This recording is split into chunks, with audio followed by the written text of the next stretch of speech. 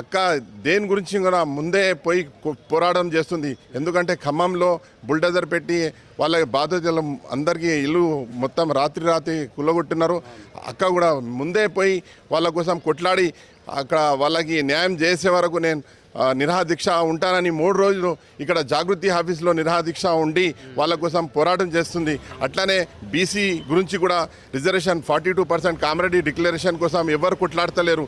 అక్కనే ముందుకు వచ్చి బీసీ డిక్లరేషన్ కోసం దాని గురించి కూడా కొట్లాడుతున్నారు. ఇంకా నిరుపేద దాని గురించి కూడా రాహుల్ గాంధీ ఇక్కడ అశోక్ నగర్కి వచ్చి వాదన చేసినారు. నిరుపేద వాళ్ళకి జాబ్లు ఇస్తారని ఆ జాబ్ క్యాలెండర్ కూడా ఇప్పటివరకు ఇవ్వలేదు. అయితే అక్క దాని గురించి కూడా కొట్లాడి పోలీస్ స్టేషన్లకు పోయి ఎన్నో కేసులు అక్క మీద అవుతుంది.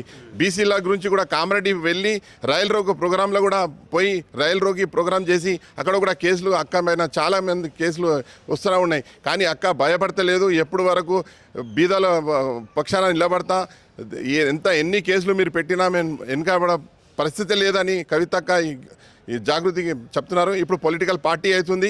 ఇప్పుడు చూడండి మీరే 20 తారీఖు నాడు ఇవాళ వరకు ఒక్క లెక్క ఉండే, వచ్చే 20 తారీఖు నాడు ఇంకా వేరే లెక్క ఉంటుందని అందరికీ రేవంత్ రెడ్డి గారికి అందరికీ అక్క ఇక్కడ నుంచి సమాధానం చెప్తుంది. 20 తారీఖు నాడు మేడ్చల్ మునీరాబాద్ నుంచి అందరికీ సమాధానం చెప్తారు అక్క.